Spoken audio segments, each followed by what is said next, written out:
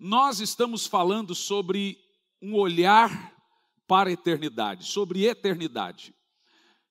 Uma frase que nós usamos muito conhecida aqui foi: uma vida só nós temos e em breve passará, e apenas aquilo que fizermos para Deus permanecerá. Na primeira mensagem, nós explicamos o que é eternidade. Todos nós vamos morrer. É uma realidade que você não vai viver para sempre, no corpo. Se Jesus voltar e você estiver vivo, aí você nunca vai morrer. Mas a tendência é que um dia você morra. E não tem como fugir disso. E uma das coisas que nós aprendemos sobre a pregação e a mensagem sobre eternidade é que quase todos de nós focamos a nossa vida no aqui e agora. Eu mostrei aqui essa corda e expliquei aos irmãos que o nosso tempo seria esse tempo em vermelho aqui. Imagina você que essa corda toda aqui é a eternidade. Toda ela é a eternidade. Nesse tempo aqui, nós compramos, vendemos, casamos, temos filhos, ficamos velhos, nos formamos,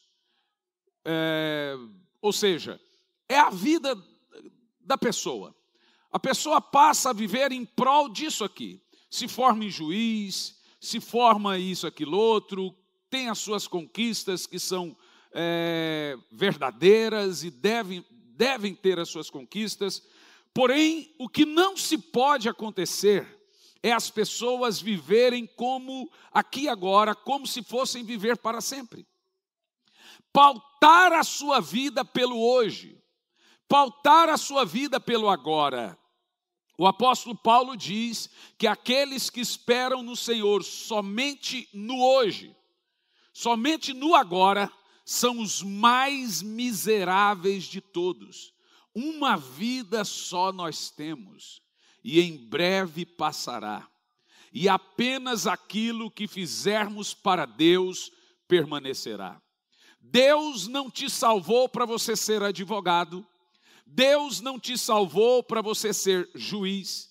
Deus não te salvou para você ser pai, ser mãe, para você ser o que você é, seja lá o que você for. Todos nós fomos salvos para uma missão. Escute bem. Toda salvação é seguida de missão. Nós somos salvos pela obra de Cristo e recompensados pelas nossas obras. Mesmo depois de salvo, haverá um julgamento para os crentes. É sobre isso que nós vamos falar hoje. Imagina você que esse julgamento começa daqui para lá. A eternidade é um tempo sem fim. E a maioria da sua vida você perde a eternidade por causa disso aqui.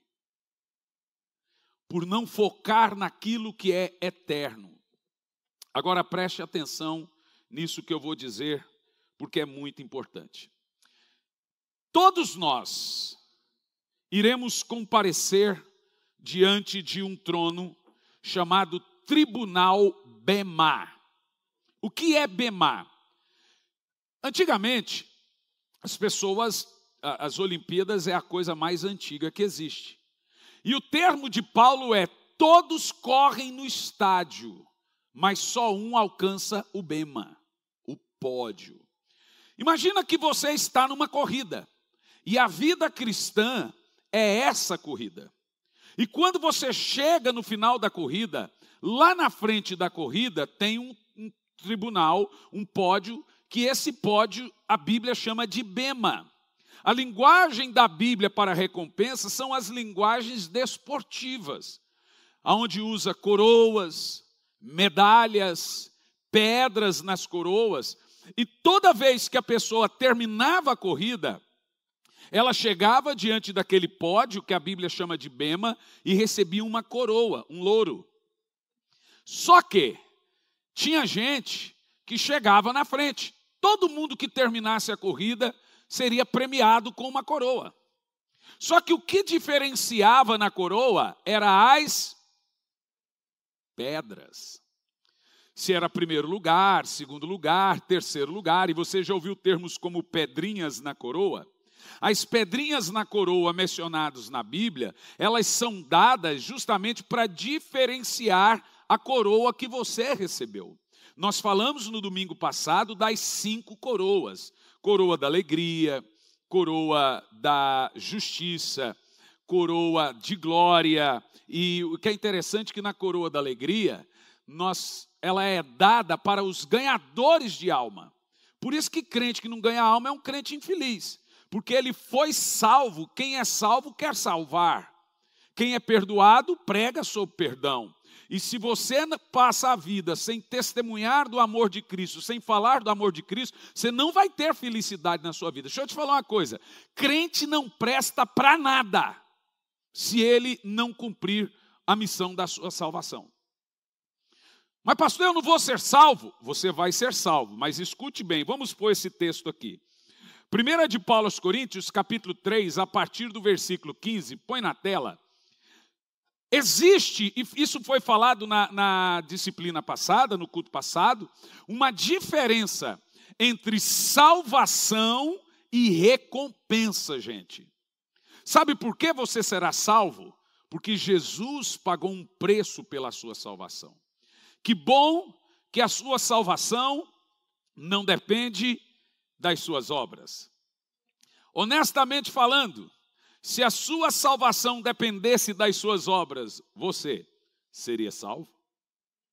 O céu estaria cheio de espíritas. Mas graças a Deus que a salvação não depende das nossas obras, porque eu estou para ver um povo mais preguiçoso para trabalhar para Jesus do que o tal do crente. O cara sabe que foi salvo pelas obras, agora está de boa na lagoa, tranquilo feito grilo. É assim ou não é? Mas olha o que diz o texto. Vamos pegar a partir do versículo 12, Jairo, por favor? Hoje você está sozinho, a Bianca te abandonou, a Mari te abandonou, então te vira, meu filho. Se uma pessoa edifica sobre esse alicerce utilizando, veja, o Senhor agora vai traçar uma metáfora de você construir uma obra, como fizemos aqui. E a nossa vida eterna é como se você estivesse construindo um edifício. É uma obra. E ele diz assim, se alguém constrói e edifica sobre esse alicerce que ele está falando é o alicerce do verso 11, que é Cristo. Cristo é a base. Em cima desse alicerce, nós fundamentamos o resto da nossa salvação. Se uma pessoa edifica sobre esse alicerce, ele faz sobre o quê? Ouro, prata, pedras preciosas. Põe do lado de cá 3 categorias de obras eternas. Ouro, prata, pedras preciosas. Agora põe do lado de cá uma outra categoria de obras. Madeira, feno e palha. De que tipo de obra estamos falando agora? Obras perecíveis. Obras que ao passar pelo fogo se queimam. O que são essas obras? Obras de homens e para homens. Tudo que você faz na terra e que acaba quando você morrer, é perecível. Ser pai é bom, mas quando você morrer, você deixa de ser pai. Ser mãe é bom, mas quando você morrer, você deixa de ser mãe. Ser juiz, ter uma grande casa, ser rico deve ser muito bom, mas quando você morrer, você deixa de ser rico. No entanto, as obras eternas que são representadas aqui, por ouro, prata e pedras preciosas, essas são todas as obras que fazemos para Deus. E como Deus é eterno, elas são eternas. E o que é interessante é que as suas obras eternas, ou seja, tudo que você faz para Deus, não acaba quando você morre, porque você está fazendo para Deus, e Deus é eterno. Então, elas na realidade passam a contar quando você morre. Morre no corpo, na realidade, para esse plano aqui, eu falei igual um espírito agora, né? para esse mundo aqui, tá bom? No entanto, madeira, feno e palha é tudo que você faz. Isso pode ser bom e pode ser ruim. Tudo que se acaba junto com a vida se queima no fogo. E é isso que nós precisamos entender. Verso 13. Sua obra será manifestada. O que é manifestar a obra? É escancarada diante do bema. Jesus está no bema, recepcionando você no final da corrida. E ele vai lhe presentear. Falamos no culto passado sobre os galardões. E o que são esses galardões? São diversos: reinar sobre 5 cidades, reinar sobre uma cidade, reinar sobre tantas cidades, as coroas. Você lembra quando Cornélio dava esmola? E o Senhor disse: as suas esmolas estão gravadas em um memorial, sobre fazer, veja que coisa interessante, ajudar o pobre é como se estivesse fazendo para Deus, porque a Bíblia diz: você empresta para Deus. Então, aprendemos sobre nossos ofícios. Recompensar-se no reino é como vou viver a eternidade, que é bem diferente de viver na eternidade. Se você tem Jesus e não se apartar da fé e continuar a corrida até o fim, você será salvo. Aquele que continuar a corrida até o fim, Mateus 24, 14, quem perseverar na corrida até o fim, será salvo. Mas depois disso, existe um processo de sermos galardoados, recompensados por ter feito boas obras para Deus e para as pessoas. Eu expliquei aos irmãos, e é muito importante falar isso de novo. Não tente fazer obras para ser aceito pelo Senhor. Sua obra não aumenta em nada o amor de Deus por você, e nem menos. Deus não vai te amar porque você é uma pessoa boa. Não tem a ver uma coisa a outra. Meu filho tinha uma mania. E ele falava assim: pai, se você me der isso, você vai ter muito orgulho de mim. Essa risada foi dele. Muito sem graça, por sinal. E eu falava assim: filho, eu já sinto orgulho de você e não é por você fazer isso. Ele falou assim: mas pai, se você fizer isso, eu vou ficar muito feliz. Falei: agora você falou diferente. Ou então: pai, eu vou te amar mais do que você imagina, ou te agradar. Falei: filho, você não tem que fazer as coisas para eu te amar. Você tem que fazer para me agradar. Não é para aumentar o meu amor por você, ou para eu ficar feliz. Mas a sua preocupação não é em fazer algo para que eu lhe ame ou lhe dê algo. É em me agradar. E a nossa preocupação com Deus é a mesma. Nosso chamado como servos e salvos é agradar o Senhor.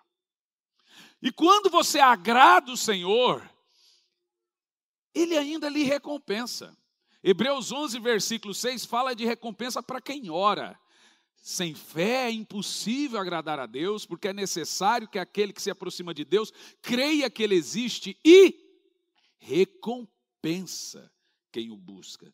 Nós lemos na Bíblia que há recompensa para quem jejuma, há recompensa para quem ganha almas, há recompensa para tudo. Que coisa tremenda. Poderíamos ficar aqui o dia inteiro só lendo o tipo de recompensa que temos. No entanto, você está preocupado com isso? Tem algo mais importante que a salvação, gente? Responda. Bom, eu acho que eu vou ter que começar de novo a série. O que é mais importante que a salvação? O que vem depois dela. A salvação é o mais importante para quem não é salvo. Agora, para você que já é salvo, a Bíblia nos ensina que você tem que esperar o galardão. O escritor de Hebreus diz que Moisés rejeitou ser chamado príncipe do Egito, porque ele esperava a recompensa, ele não esperava a salvação. Ele vislumbrava ser recompensado. É bíblico todo crente passar pela vida cristã esperando ser recompensado por Deus pelos seus feitos, esperando ser recompensado por Deus pelas suas obras. Agora, se você não tiver obras, você está pobre, cego e nu. Esse texto não está falando de salvação. Nenhum texto que usa termos como compre pode estar falando de salvação. Porque a salvação não...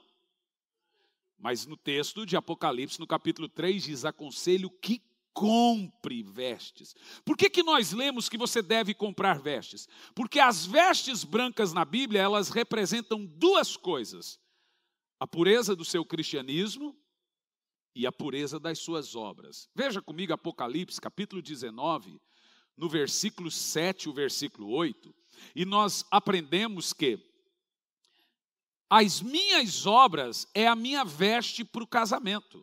Então olhe bem para mim. Todo crente precisa estar revestido de duas roupas. Vocês lembram uma vez que eu preguei sobre ternos de santificação? A roupa cristã é uma roupa em cima da roupa, é um terno. Cada parte do terno representa alguma coisa. Eu preguei sobre ternos de santificação. Mas a primeira roupa que um crente veste é a salvação. A Bíblia chama de revestido de Cristo, é a veste de salvação. E essa veste você não pode comprar. Por que nós temos que estar revestidos de duas roupas? Porque haverá dois tribunais. Um para condenação e outro para recompensas ou punições. Pense o seguinte: o tribunal de condenação é o trono branco. Os anjos vão recolher todos ao redor do mundo e colocar diante do trono branco de Deus. Ok? Estão entendendo?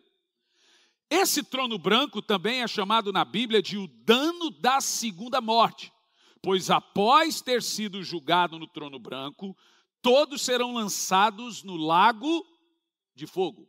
E o lago de fogo é chamado na Bíblia de segunda morte. O crente nasce duas vezes e morre uma. O não crente morre duas vezes e nasce uma.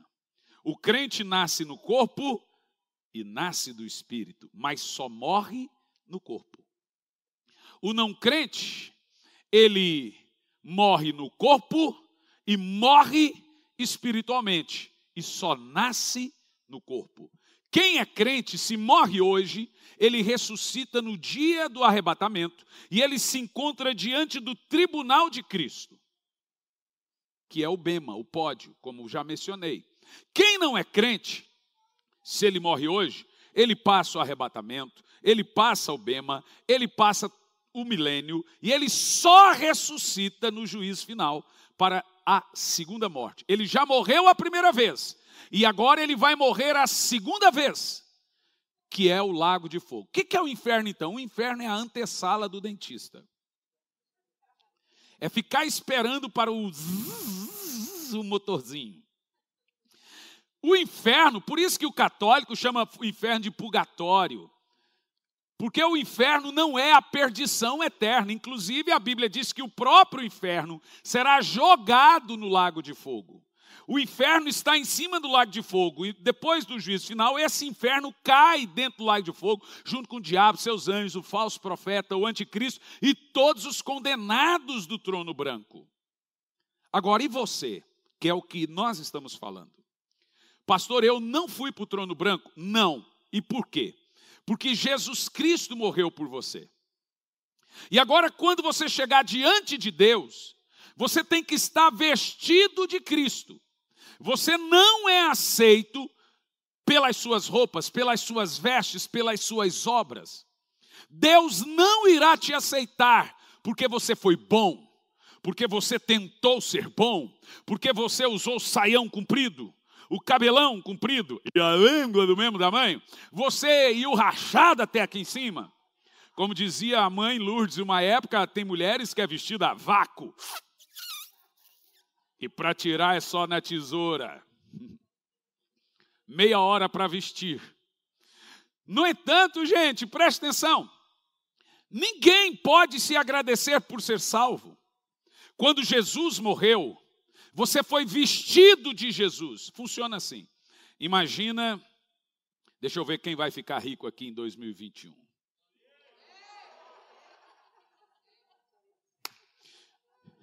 Vou escolher um como milionário.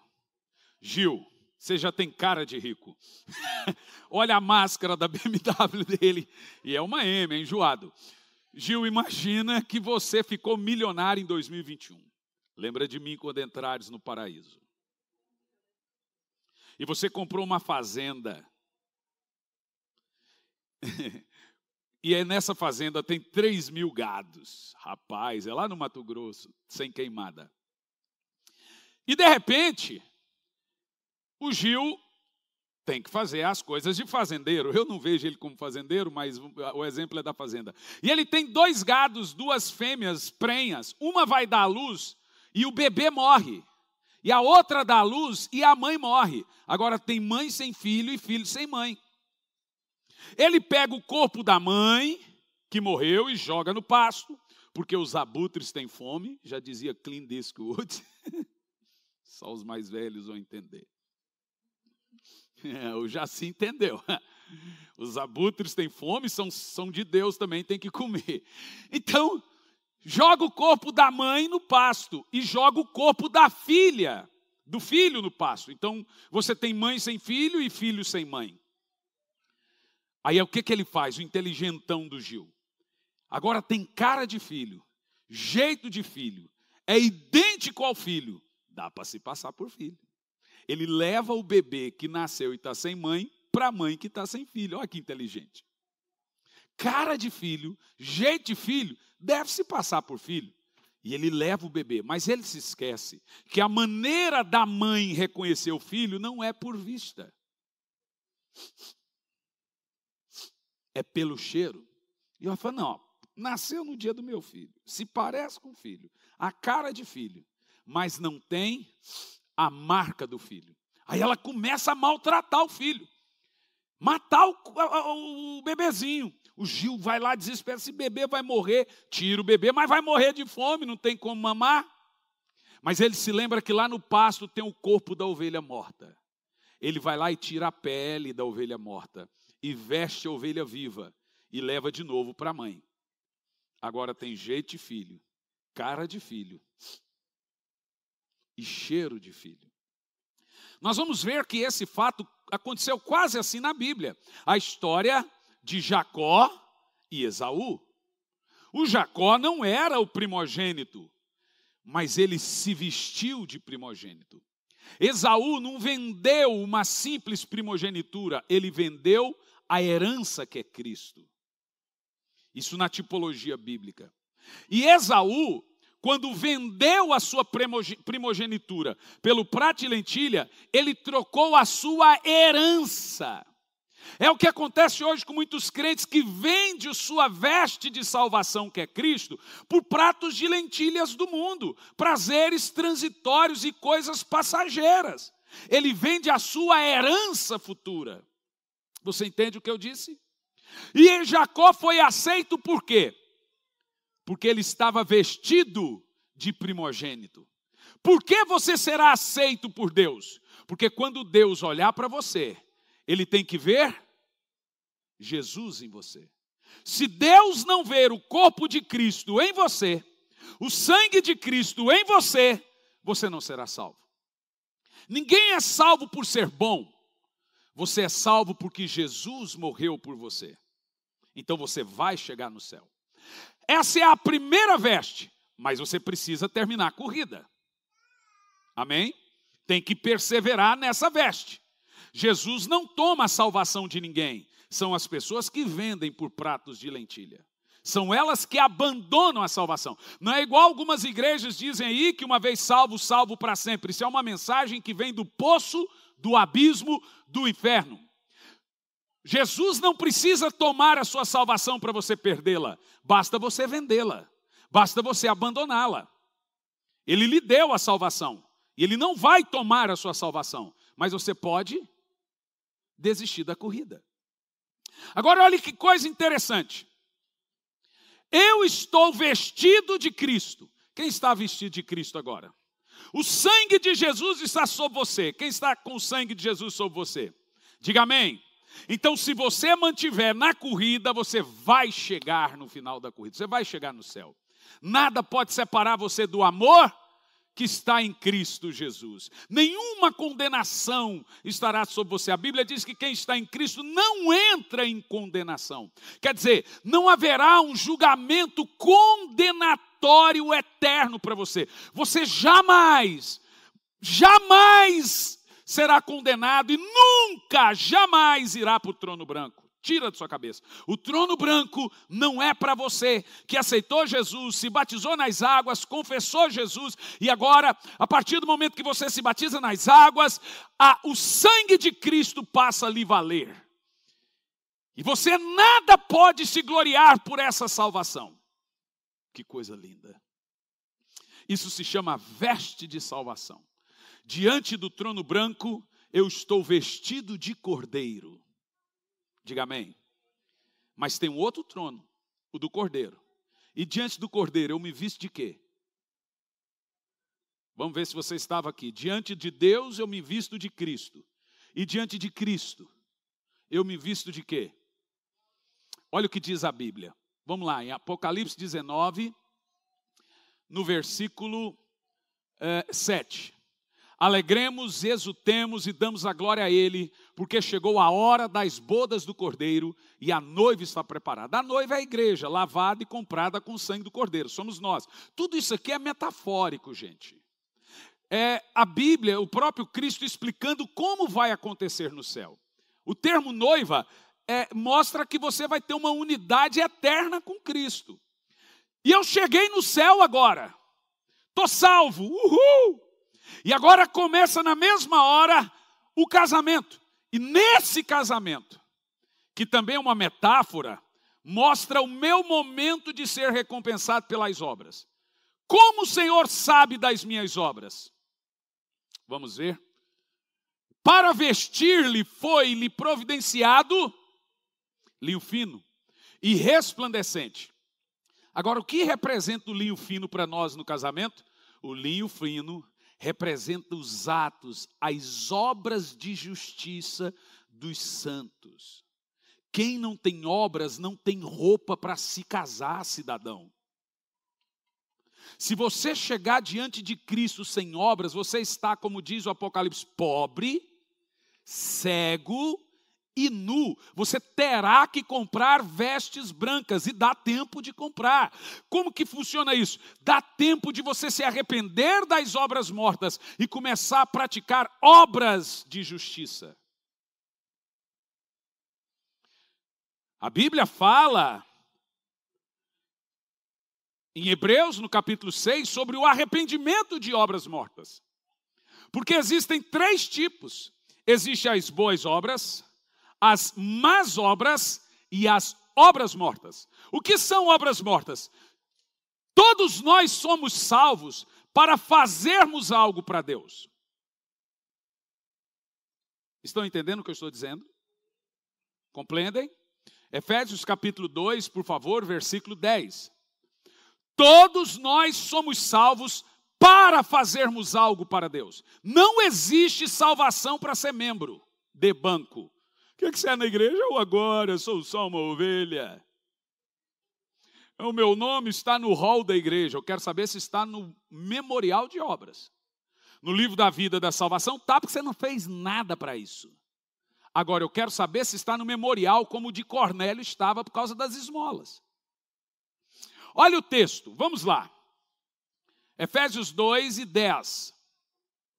Esse texto nos mostra que todos nós somos salvos para fazermos algo para Deus, pois somos criação de Deus, realizada em Cristo Jesus para, a palavra é uma preposição, para depois disso, após sermos salvos em Cristo Jesus, vivermos em boas obras. Veja, a salvação não é por obras, mas é para as obras. Significa que você não pode ir para o céu por causa das suas obras. As suas obras não podem te levar para o céu, mas você tem que levar suas obras para o céu.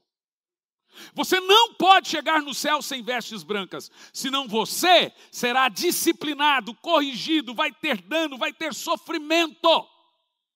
E nós vamos ler isso.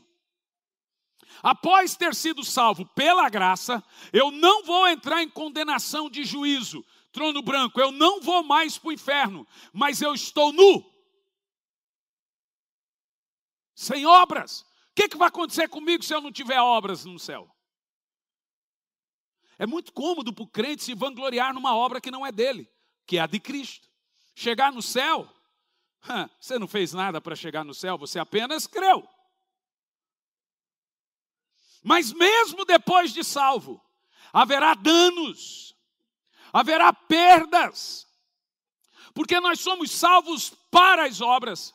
Efésios 1:4, eleitos para sermos santos, não por, mas para sermos. Eu vos escolhi para dar fruto, não por dar fruto, percebeu? Toda salvação é seguida de missão. Não fique triste com o que eu estou pregando. Se sinta confrontado. Tinha uma irmã que saiu da igreja, porque ela não aguentava mais eu falar de boas obras, de ajudar o próximo, de fazer missões. Você imagina, tem gente que sai das igrejas porque a igreja não prega sobre missões. Tem gente que sai da igreja porque a igreja prega muito sobre missões. Tem gente que saiu da igreja aqui porque eu pregava Apocalipse. Tem gente que sai das igrejas porque não prega Apocalipse. Mas tem gente que saiu porque eu só sabia falar de... Tem gente que saiu da igreja porque eu só sei falar de graça. Esse pastor só sabe pregar o Espírito Santo, é isso. É bom que a minha lista vai aumentando. Esse pastor só sabe pregar de obras, esse pastor só sabe pregar sobre o Espírito Santo, esse pastor só sabe pregar Apocalipse, esse pastor só sabe pregar graça. Que maravilha! Está aumentando, continuem assim, vocês me motivam.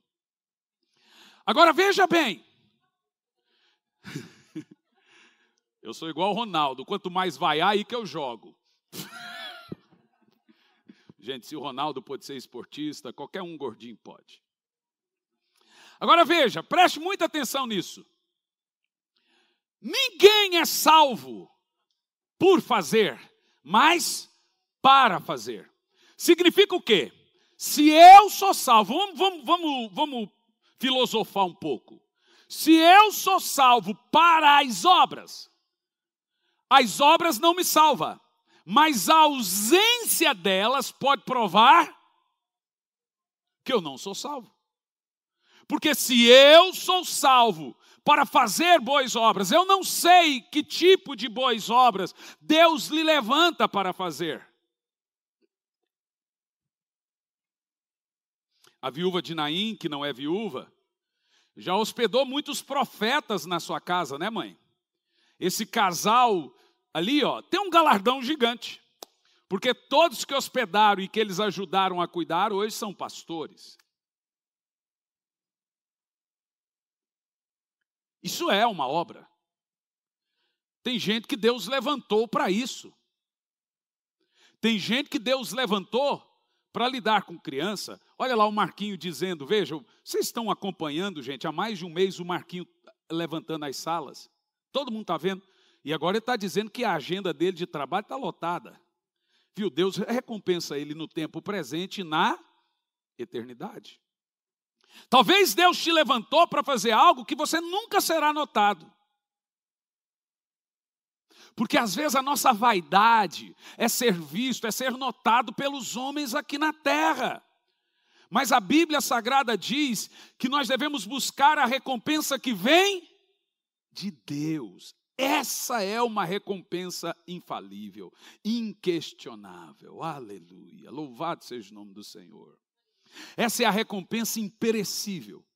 Fazer aquilo que só Deus está vendo tem um preço diferente de fazer aquilo que muitos estão vendo. Vai ter muita surpresa no céu.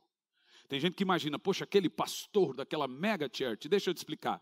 O galardão do diácono não é diferente do galardão do pastor. Porque Deus não chamou ele para ganhar um galardão menor. Se ele desempenhar o papel dele melhor do que eu desempenho o meu, é capaz do dele ser maior. Todo mundo será cobrado pelo que lhe foi dado. Se Deus chamou você para cuidar de 2, o que cuida de 100 mil vai ganhar o mesmo galardão que você que cuida de 2. Porque Deus não é injusto. Por que Ele deu 100 mil para o outro e 2 para o outro? Não, todos terão a mesma recompensa mediante a sua obra realizada. Por isso que a Bíblia diz, maldito aquele que faz a obra do Senhor de forma relaxada. Você toca a bateria, limpa a bateria. Deixa eu ver se está empoeirado. Agora os bateristas vão passar vergonha. Rapaz, por incrível que pareça, hoje não está. Deixa eu ver se esse baixo do Vieira está empoeirado. Cadê? Ó, escondeu o baixo para eu não ver. Ah, está aqui. Deixa eu ver, Vieira, você cuida desse baixo aqui, ó. Ó, vamos ver. As cordas estão novas. Deixa eu ver. Ó, o iPad do Jean está tudo desgraçado aqui, ó. Tudo trincado. Tem que arrumar esse iPad. Chaporquice. Ó. Né? Aí ele olha para mim e fala assim, pai, só preciso de dinheiro para arrumar. Fala com a sua mãe. Então deixa eu explicar uma coisa para vocês. Preste muita atenção. Obras é a minha roupa diante de Deus. Imagina os crentes diante de Deus, nunca a mão no bolso. Como que você vai se casar sem as vestes da noiva? E por que você está sem as vestes da noiva? Porque você nunca quis fazer nada para Deus. E sabe o que fazemos? Pastor, minha vida está corrida. Eu faço muita coisa, mas de tudo que você faz, quanto disso é eterno?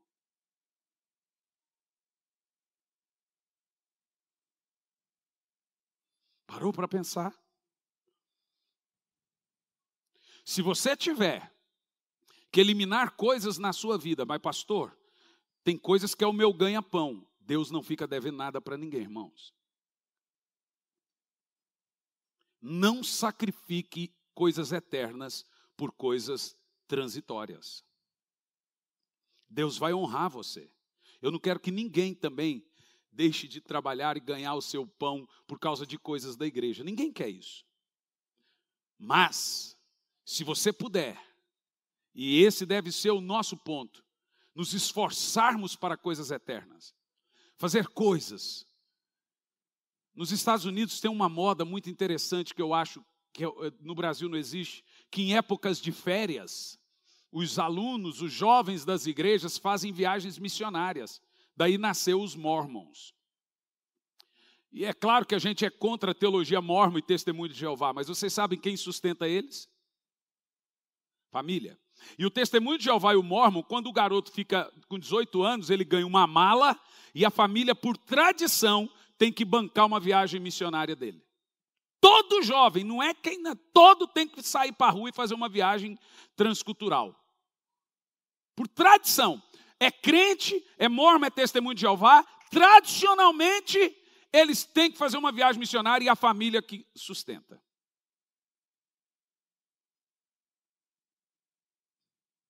Mas se você for olhar na Bíblia, em Lucas no capítulo 8, você vai perceber que essa era uma tradição cristã.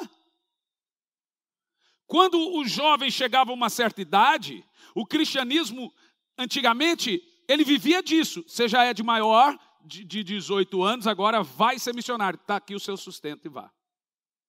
Por isso que todos que morreram na Bíblia eram entre 18 a 22 anos. Muito jovens. 18 a 20 e poucos anos. Ou seja, hoje nós vivemos um cristianismo, gente, absurdo. Ninguém quer mais fazer nada para Deus. Irmão, Deus não obriga ninguém a subir aqui e pregar, a ser pastor, a ser isso. Mas sei lá, irmão, alguma coisa você tem que fazer para Deus. Eu não sei o quê. Mas não dá para vivermos um cristianismo da forma que vivemos de religião. Ir na igreja, para casa, trabalho. Eu sou crente que eu vou na igreja uma vez por semana. Nós precisamos Aumenta o seu crédito diante de Deus, dando esmolas, ajudando o pobre, ajudando com 1 quilo de comida. Se você der arroz, então, irmão, arroz. 1 quilo de arroz, então, é um projeto de vida. Então, mas faça algo. Faça algo. Vá para as ruas, nem que seja de máscara. Tem gente passando fome nas noites. Leva pão, um cachorro quente. Vá fazer missões. Abra sua casa para a pregação do evangelho. Eu não sou pregador, mas todo cristão ou desce no buraco ou segura a corda para quem desce. Pastor, eu não vou, mas toda vez que a igreja falar de missões, eu vou dar a minha oferta. Porque missões é isso. Agora nós estamos com a missionária Lia e um grupo de irmãos aí indo para evangelizar os Guajajara e o Caipó. Ou seja, muita gente aqui ofertou para Bíblias, R$25 cada Bíblia. Levantamos só dessa igreja 100 Bíblias. É bom, mas se você olhar na medida do possível, é pouco. É ou não é, gente? Você sabia que a igreja brasileira, ela dá em média em missões R$1,30 por crente? Nós gastamos mais com goma de mascar do que com o ID, com a evangelização e com as boas obras.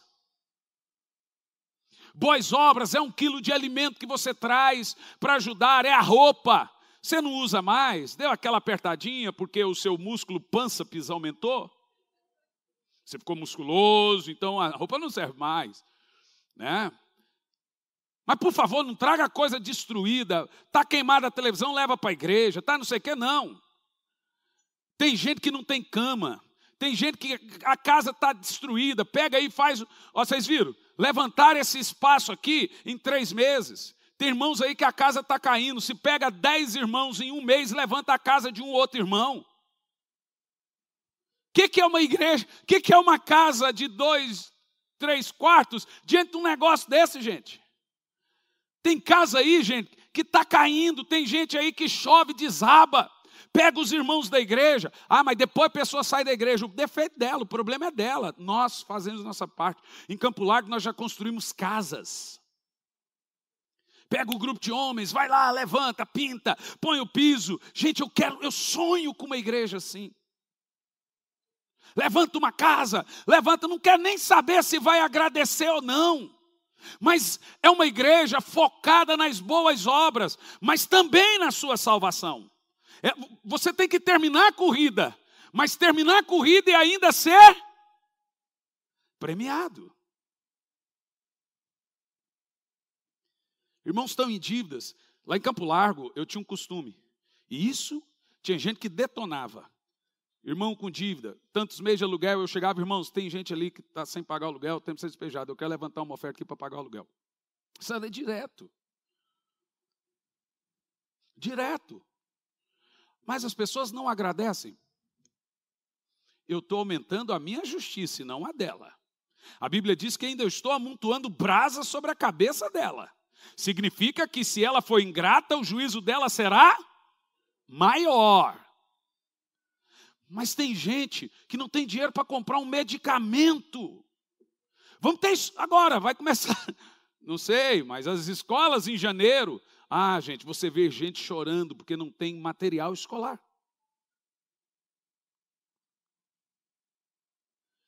Pastor, mas isso não é aumentar o jugo das pessoas? Isso é uma coisa que o diabo falou para você. Isso é aumentar a justiça das pessoas. Isso é aumentar as recompensas das pessoas. Quando o seu pastor vem aqui e fala, irmãos, vamos levantar uma oferta missionária, eu estou chamando você para o seu bem, para aumentar a sua obra.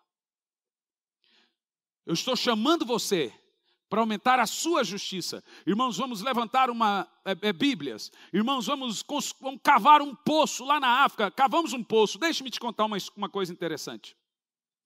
Há 2 anos atrás, numa região chamada Dondo, em Moçambique, que é o 2º país mais pobre do mundo, nós cavamos um poço. Tem 15 mil habitantes nessa região do Dondo. E sabe como fizemos isso? Estávamos lá no Xaxim com um grupo de 50, 60 pessoas, Emerson. E toda ceia nós levantávamos um valor. Xaxim, Campo Largo, Xaxim, Campo Largo. Era assim que fizemos. A construção do poço era 60 mil reais. No lugar, gente, eu não tenho fotos aqui agora, em que as pessoas bebiam, eu estive lá, e as pessoas bebiam a água numa ponte barrenta, e morria bicho, aí ia lá as crianças e bebiam água naquilo, eu falei, meu Deus do céu. Aquilo me arrebentava toda vez que eu ia lá. As águas nojentas na beira, na ponte, e bicho morria, e elas caminhavam meio-dia para ir até aquele lugar para pegar aquela água. Aí eu voltei e falei assim, eu vou cavar um poço nessa região. Mas eu comecei a ficar encucado, porque eu falei, por que não tem poço aqui? Estranho, não? Um poço aqui resolve. Aí eu perguntei para um moço lá na África, por que vocês não cavam poços? Ele falou assim, pastor, se a gente cavar um poço, se o senhor cavar o poço, o governo vem, lhe dá uma cartinha agradecendo pelo poço, toma o poço e cobra pela água. Falei, está explicado, porque não tem poço. Falei, então o que eu faço? Eu comecei a orar pedindo sabedoria a Deus. Falei, Senhor, eu preciso pôr um poço lá. É Metuxira? Não. Aquela região ali, acho que é Dondo. Eu preciso pôr um poço para ajudar aquele vilarejo com mais de 15 mil pessoas que não tem água. Mas, Senhor, se eu pôr um poço, o governo toma o poço e vai cobrar a água deles. Deus me deu uma sabedoria. Compra um terreno e põe o poço dentro do terreno. Eu falei assim, valeu, Espírito Santo. Beleza. O poço é caro. Com terreno, então, como é que eu vou comprar um terreno? Aí o Senhor disse, o mesmo Deus que vai lhe dar o poço, vai lhe dar o terreno. Aí fomos lá, compramos um terreno de 8 mil metros quadrados. Começamos a correr, irmão, e assim, eu não fico chorando miséria, quem quer dar, dá, quem não quer dar, também não dá. Eu peço uma vez, você quer ofertar? Não, Deus levanta. Mas Deus começou a levantar recurso. Compramos o terreno. Acho que foi 60, 70 mil reais, nesse valor aí. Para você é barato, mas para eles é muito dinheiro. Tem no site missãovem.com, está lá o terreno, se alguém achar aí e colocar na tela, fica até bonito. Tanto o poço como o terreno. Compramos o terreno. Agora vamos cavar o poço. Mas não pode ser um poço qualquer. Tem no YouTube também, Jairo. Missão Vem cava poço na África. Cavamos o poço em cima do terreno. Agora eu queria fazer como a igreja católica antigamente, 8 mil metros quadrados, dá para fazer um centrinho no meio de 15 mil pessoas. Eu ia, uma escola, uma igreja e um poço. Mas precisa de muito dinheiro para isso. É milhões. Onde é que está esse dinheiro? Com Bill Gates? Bill Gates agora quer fazer vacina. Esse dinheiro está com a gente. Deus quer lhe dar muito recurso para a glória dele. Inclusive, Deus quer que você seja milionário para a glória dele. Nós somos ponte por onde passa o recurso, não represa onde para o recurso. Porque tem gente que é represa. Ele é uma bênção até Deus dar algo, depois para tudo nele. Cavamos o poço. Em cima do terreno, está lá o poço, gente. Coisa mais linda. A inauguração do poço, uma fila, todo o vilarejo, com buquinha. Aí eu falei lá com o Chico Inhavo. Falei, Chico, como é que está aí? Ele mandou um vídeo. Aquela fila de gente, o dia inteiro, indo lá pegar água no poço. Me lembra do poço samaritano, né? Pegar água no poço. Olha o tanto de gente, pastor. Aquela água limpinha, limpinha, limpinha. De repente teve o tsunami lá naquela região. Toda a cidade foi destruída. Beira e atingiu Dondo. A igreja que nós construímos caiu inteira. Não ficou nada de pé. A casa, tudo caiu. Ficou uma coisa. O poço. Aí estou eu e a pastora Elisandra assistindo o Fantástico.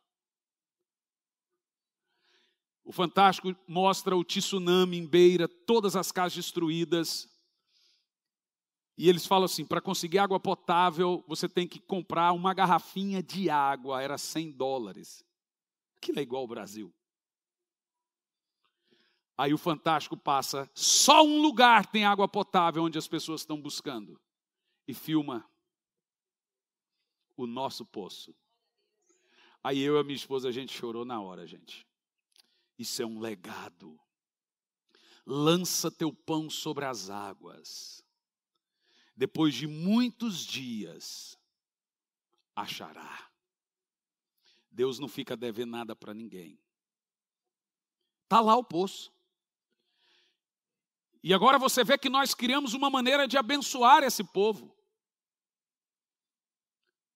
Compra um terreno e põe um poço. Com recursos você faz isso em todos esses lugares de extrema miséria e pobreza. Agora você entende por que eu passo a minha vida pregando esse tipo de mensagem? Você sabe por que eu decidi abrir uma igreja? Porque nós tínhamos a Missão Vem. E congregava numa igreja. E um dia o pastor chegou para nós e mandou a gente abortar esse sonho, porque ali não tinha essa visão de fazer missões. Falei, tá bom, mas eu tenho. Ok? E aonde nós íamos, a gente não conseguia levantar recurso. As igrejas não deixavam nem falar. Falei, um dia eu vou ter uma igreja. E essa igreja vai ser uma igreja missionária que vai fazer a obra de Deus. Gente, deixa eu te falar uma coisa. Desliga a luz e vamos ver só um pouquinho, porque é bonito isso aqui. Esse é o pastor Adelino. Adelino. Esse é uma foto só, né? Se você achar o vídeo... Então põe aí, Jairo. Olha que bonito o poço. Olha lá. Dá o volume. A bombar é água. Não é coisa xilingue não, viu? Não é xialme não. Que nos patrocinaram para nós termos água suficiente aqui neste bairro. Muita gente está feliz neste bairro. Até porque em pouco tempo que eu cheguei aqui, apanhei muita gente que já foram em casa, mas tudo aqui fica bem cheio, só buscar água. Isso foi uma bênção. Queria agradecer a missionária Leonice, missionário Hernani, por este esforço que vocês fizeram e todos os parceiros que contribuíram com seus bens, pouco a pouco, para a construção do templo daqui no Metuxira. Queremos pedir que Deus abençoe, continue ajudando a esta obra da Missão Vem aqui em Moçambique, particularmente aqui no Metuxira. Muito obrigado. Quem pode ver esse as vídeo, igrejas hoje estão milionárias, gente. Da Missão Vem, como está vendo água. Mamãe, igreja aí que uma cadeira onde se assentam. Ok, grande abraço, Missão Vem. Muito obrigado. Vamos convidar o missionário Eunice para vir beber essa água aqui, água limpa. Já não precisa mais comprar mais água mineral, já temos água aqui. Não precisa de água mineral. Estou pensando em cavar um desses lá em casa. Queremos agradecer a Missão Vem. Estamos aqui na Metuxira, hoje dia 5 de janeiro de 2019.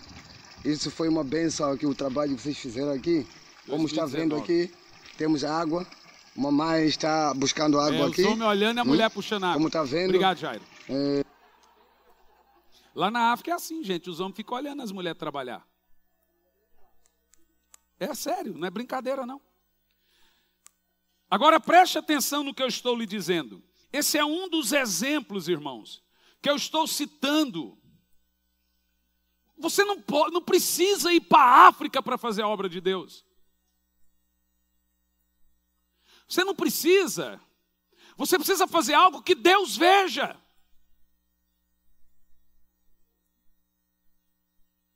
Eu quero um povo que pare no trânsito. Que ande. Você foi almoçar, compra ali uma coisinha e deixa guardado ali. Você vai achar alguém na cidade pedindo comida. Deixa uma cumbuquinha ali, passa no Mac, deixa ali, ó. Alguém vai te parar, moço, eu estou com muita fome. Tira do carro e dá. Você está na igreja, olhe para o lado para ver se não tem um irmão se vestindo mal. Ou chorando demasiadamente, pergunta, o que você tem? Ah, pastor, mas tem gente que se prevalece. Tem, já tem gente aqui se prevalecendo, ligando para irmãos e pedindo dinheiro. Você não viu o que o pastor pregou? infelizmente, tem gente que é muito mau caráter, que ele não entende o que a gente está pregando, e ele tem um costume mau. No entanto, nós não vamos deixar de fazer o bem, porque tem pessoas más.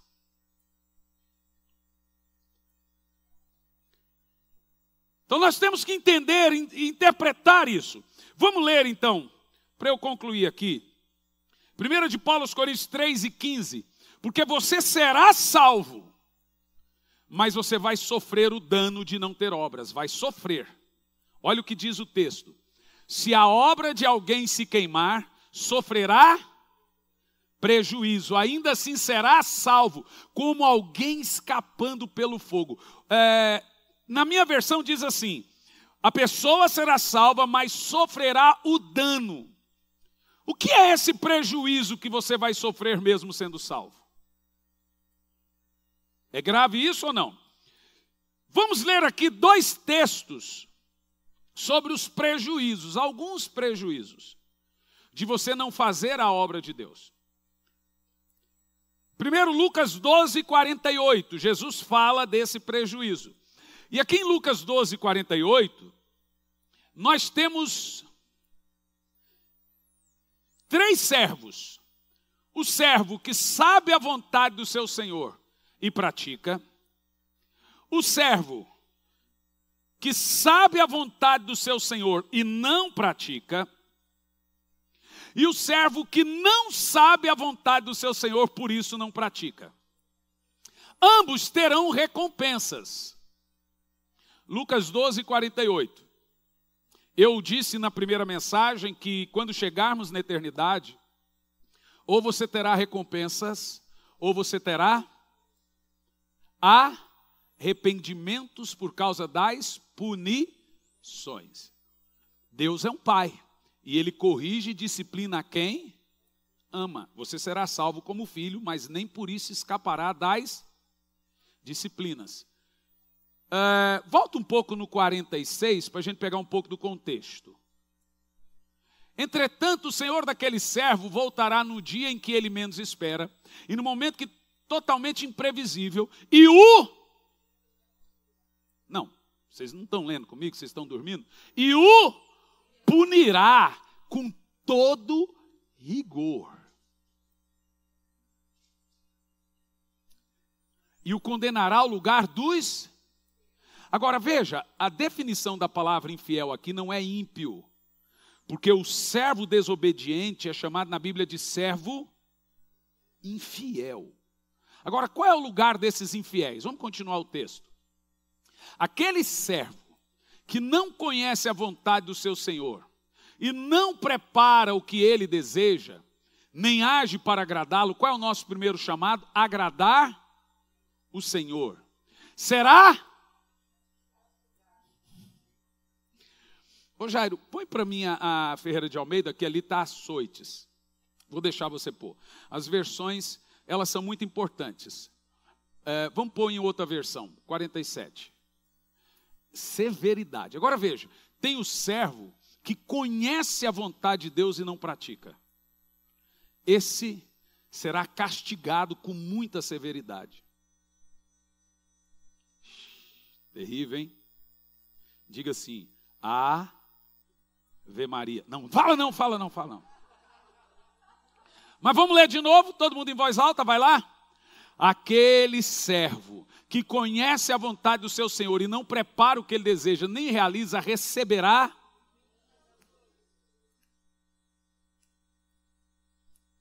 Você nunca leu isso na Bíblia, né? Mas quem está falando é Jesus, você está lendo agora. Está falando de crente, salvo. Mas o que importa é ir para o céu, né? Fala para mim, o que importa é ir para o céu. A salvação é o mais importante para quem ainda não é.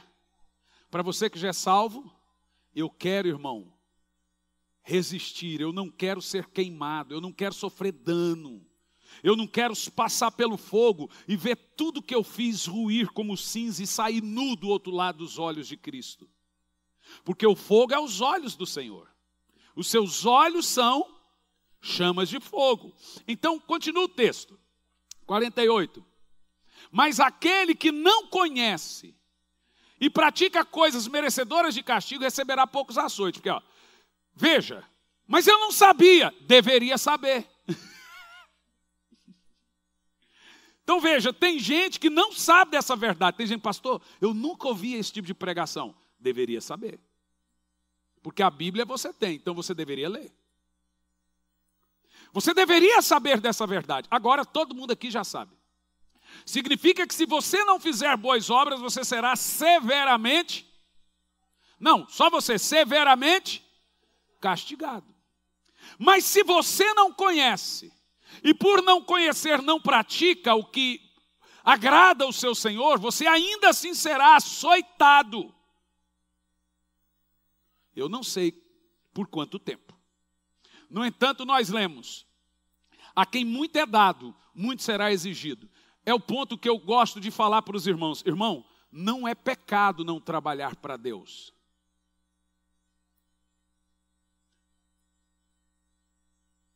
Deixa eu corrigir isso para não ficar mal entendido.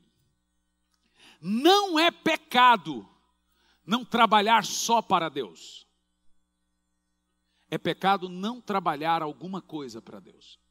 É pecado não fazer alguma coisa para Deus. Entendeu o que eu disse?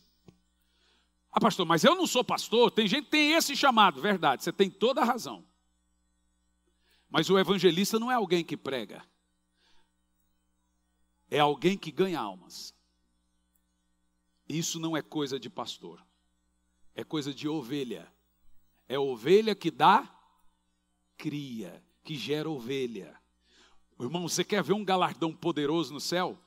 Testemunhar de Jesus para as pessoas. Isso todo mundo pode fazer em qualquer lugar, em qualquer momento. Você quer ver um galardão poderoso? Buscar a Deus. Orar. Ajudar o pobre. Aí você senta na cadeira. É pecado comprar um iPhone de 6 mil reais? Não é. Se você compra um iPhone de 6 mil reais e não contribui com um lanche, com uma coisa, com missões, etc., aí você está pecando.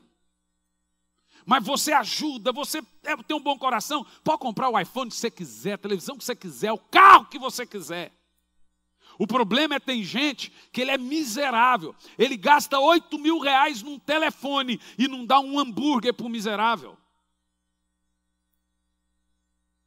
Pastor, o senhor está pondo jugo nas nossas costas? Não estou pondo. Eu estou falando para você aonde ele está. A Bíblia diz que ele já existe, mas é suave. Ele está aí. Você só precisa saber das suas responsabilidades. Ser salvo tem encargos.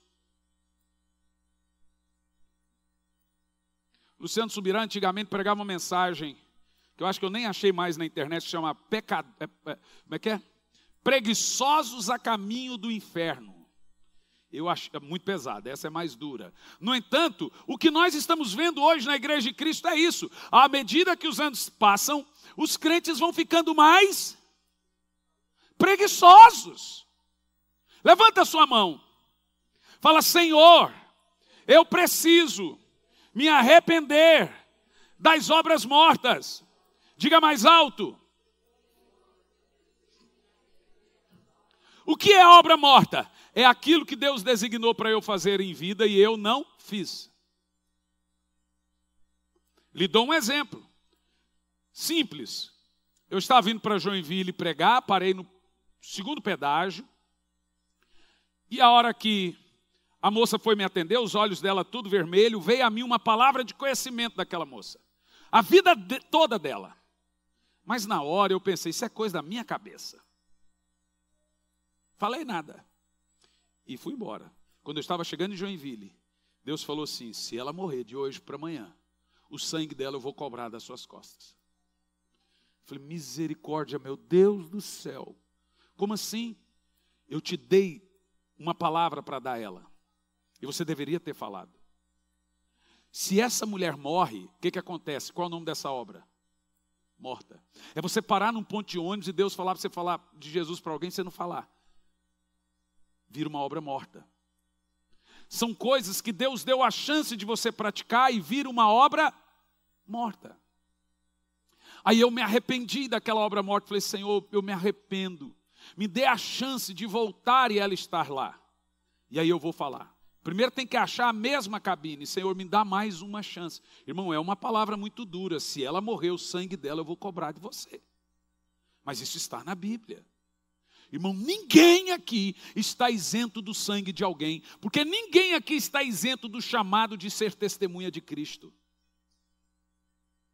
Nenhum crente está isento de ser testemunha de Cristo. Ninguém. Nós não falamos porque somos relaxados. E porque não há tanta importância. E talvez não tenha um entendimento dessa profundidade que foi pregada. Sobre os nossos olhos voltados para a eternidade. Mas existe uma oportunidade de nos arrependermos das obras mortas que às vezes nem sabemos que são mortas.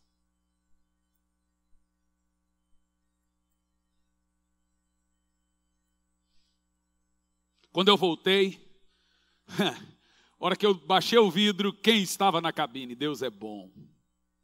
A mulher. Eu disse, oi, já falei o nome dela. Eu tenho uma palavra para você. E gente parando atrás. Você tentou 2 suicídios. Você vai tentar o 3º hoje. Você perdeu o seu filho. Mas Deus está me dizendo que Ele é seu pai. E Ele vai reverter toda a sua situação. Não desista dele. Volte para a igreja porque você está afastado. A menina começou a chorar. Olhou para outra e falou assim, vem aqui na minha cabine. E saiu na hora. Eu não sei se ela voltou. Com certeza voltou. Em nome de Jesus. Olha a gravidade da palavra que Deus me deu para a menina. É sério. Como da vez que eu preguei aqui, estava eu, minha sogra, Elisandra, Thalita e o Janzinho pequenininho. Paramos embaixo da ponte do Xaxim. Tinha um ponto de prostituição.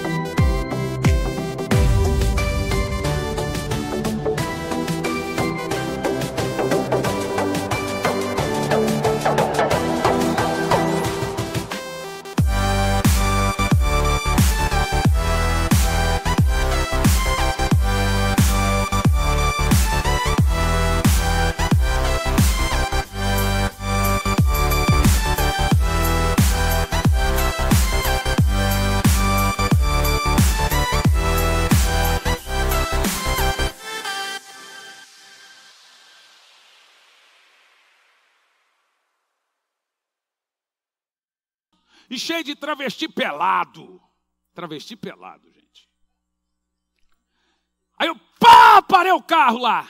Ela falou, você tá louco? Falei, vou descer agora. Desci, peguei uns livros. E os livros estavam escritos: o poder da salvação em Jesus Cristo, distribuído gratuitamente. E fui perguntando pessoa por pessoa: qual é o seu nome? A Thalita lembra o nome de um. É Pablo. Falei: Pablo, eu só não vou te pedir um abraço porque você está pelado. E estava todo pelado. E fui, peguei no nome, todo mundo, falei: agora lê esse livro. Deus tem um plano na vida de vocês. Em 5 minutos eu preguei o evangelho e fui embora. Passou um tempo, acabou aquele ponto de prostituição embaixo da ponte do Xaxim. Não existe mais. Fui pregar na igreja Batista Shalom, do pastor Dilon. Alguns anos, 2, 3 anos, estou lá pregando. E contando esse testemunho do Xaxim. Gente, um dia, e disse eu, vou ver uma prostituta daquele dia servindo a Deus. Uma mulher sai lá do meio dos diáconos, com um jaleco, com bolso escrito: servo, servo. E parou na minha frente. Posso falar? Pode. Ela foi no bolso e tirou um livro surrado. E disse: eu era uma prostituta naquele dia. Hoje sou diaconisa nessa igreja. E eu trouxe esse livro para mostrar para você. Louva a Deus pela sua vida, irmão. Não tinha como é que continua o culto. As suas obras defendem você. As suas obras falam ao seu favor. As suas obras te protegem. Lança teu pão sobre as águas. Fui lá na Espanha, eu e a minha esposa, pregar numa igreja. E essa igreja foi plantada com esse livro, Márcia. A gente mandava o livro e os DVDs, não era minha sogra? Na Espanha. A gente mandava todo mês os livros e os DVDs. Livros e DVDs. Não tinha uma igreja naquela região de San Sebastián e San Juan, na Espanha. Aí eu fui pregar numa igreja. Estou lá pregando e o povo fazendo surpresa. A igreja, bacana. Daqui um pouco começa a vir um monte de gente para me homenagear. Falei: o que está acontecendo? Aqui, essas 30 mulheres eram 30 prostitutas. A igreja não tinha uma igreja. Uma se converteu, eu não me lembro o nome dela. E ela, Cristina, mandava a carta. Aceitou Jesus e começou a reunir pessoas no apartamento dela em San Sebastián. Todas as prostitutas que ela evangelizou, ela ganhou. Todas as prostitutas se casaram. Os seus maridos viraram pastor. Hoje tem 30 igrejas, com 30 filhos na fé e 30 ex-prostitutas naquela região. Por causa de um livro, chamado O Poder da Salvação em Jesus Cristo. Agora, o que as igrejas se preocuparam mais hoje? Enriquecer.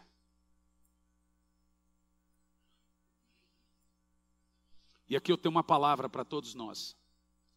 Deus chegou e falou: imagina que a minha esposa sai de casa e fala assim: lave as louças para a secretária do lar. Só as louças, dona Elisana? As louças.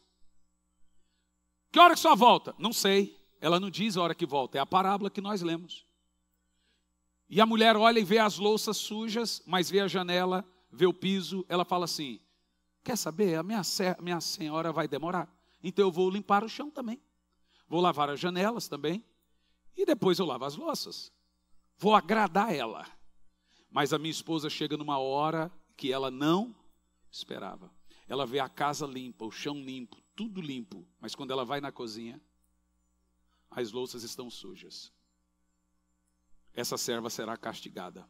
Deus não chamou a igreja para comprar televisão, para comprar rádio, para se lançar na política. Tudo isso é uma bênção. Tudo isso é bom.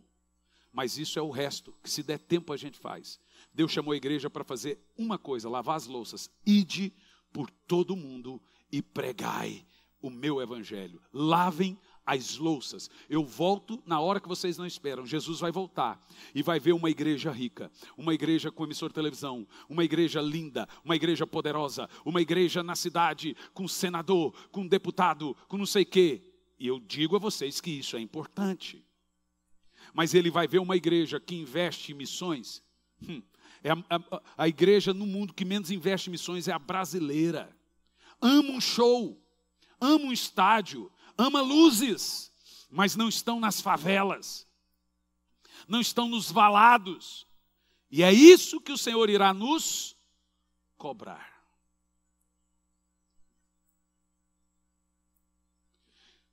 Eu não sei exatamente, irmãos, quais são os tipos de severidades que seremos castigados. A Bíblia não me fala, Verônica, mas ela fala que haverá severos castigos, muitos açoites. Eu não quero somente ser salvo, mesmo porque se eu continuar a corrida eu serei. Eu também, a Bíblia me ensina a vislumbrar o galardão, e eu não quero sofrer danos. Eu quero ser recompensado. E só o fato de eu estar pregando isso para você significa que eu estou em busca de multiplicar o meu talento. Porque se você fizer, eu multipliquei através de você.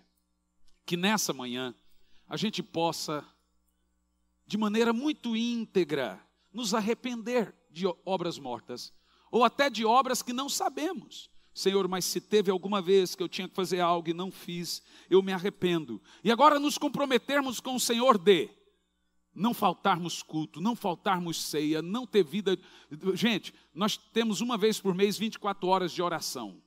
Você será recompensado. Rede de crianças, pais, pelo amor de Deus, tragam seus filhos. Eles estão há quase um ano sem ver isso. Não seja louco de não trazer. Coisas, nos preocupar com as pessoas. Tudo que eu estou falando, leve a sério. É todo o resto. Você está armazenando para a eternidade. Fique em pé.